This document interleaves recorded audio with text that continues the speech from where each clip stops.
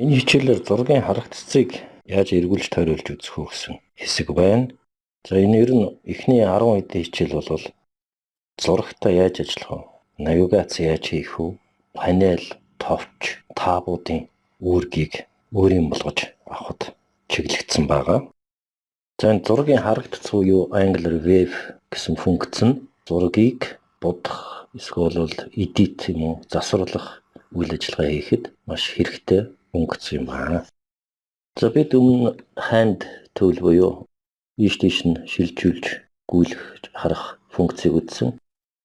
За тэр hand tool-ийнхаа товчон дээр маузаараа удаан дараад ахад тэгвэл тэр hand товчны доод болонд гурвалжин тийм тэмдэг байна. Тэрэн дээр удаан дараад ахад дэлгэгддэг, зэснэгдэн. За энэ дээр hand tool, rotate, wave tool гэсэн хоёр хэрэглүүр байна. За эндээс rotate, wave tool гэсэн хэрэглүүрийг сонгож болно. Эсвэл компьютерийн товч дээр R гэсэн үсгийг дарнаа. За R гэсэн товч дээр дарж идэвхжүүлээд зургийнхаа харагдцыг эргүүлж байна. Зураг дээрх энэ хүний төрсийг эргүүлээгүй шүү. Зургийг бүхлээр нь харагдах хэлбэрийг эргүүлж яана гэж ойлгож болно. За тэгээд контрол дарангаа 0 товчийг дарахад зураг маань жижигэрч харагдаж байна.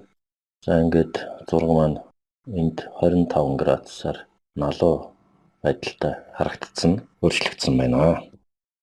За энд нээсэн 3 зургийг гурвангийн зэрэг харагдцыг эргүүлж тойруулж үзье гэвэл за тэр дээр бидний үзсэн context sensitive bar буюу context мэдрэмжтэй зурвасаас rotate all windows буюу бүх цонхыг эргүүлэх гэсэн товчийг дөрвөлж хийсгийг бол идэвхжүүлнэ. За тэгээд эргүүлэх мөр буюу rotation angle эргүүлгийн үнц гэсэн дөрвөлжинд 15 градус тавиад enter дарахад бүх зургийн маань харагдц 15 градусаар ирсэн байхыг үзэж шалгаж болно.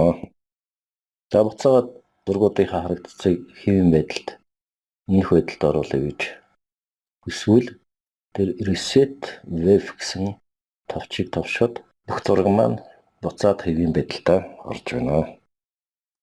За одоо M өсгөтэй товч дээр даръя. Ингээд бол mark tool буюу дөрвөлжин хүрээ бүхий хэрэглүүр итгэж байгааг харж байна. За ийм тохиолдолд R гэсэн товчийг дарангаа маусныхаа товчийг ийш тийш нь дэж ирэхэд зургийн маань харагдцын үнцэг өөрчлөгдөж байгааг харж байна. Хүссэн үнцэгтөө очмогц маусныхаа товчийг эхэлж судлаад дараа нь R key буюу R товчийг судлаж тавина. За энэ тохиолдолд бол бидний өмнө сонгосон mark tool буюу тасархай зураас дөрвөлж хэсэг бүхий товч маань итгэцэн хэвээрээ үлдэж байгааг харж байна. Зургийнхаа үнцгийг 0 байдал буюу анхны хэвийн байдалд оруулъя гэвэл компьютерийн товчны escape touch-ыг дарахад бол зураг эхний хуучин байдалтай орж байна.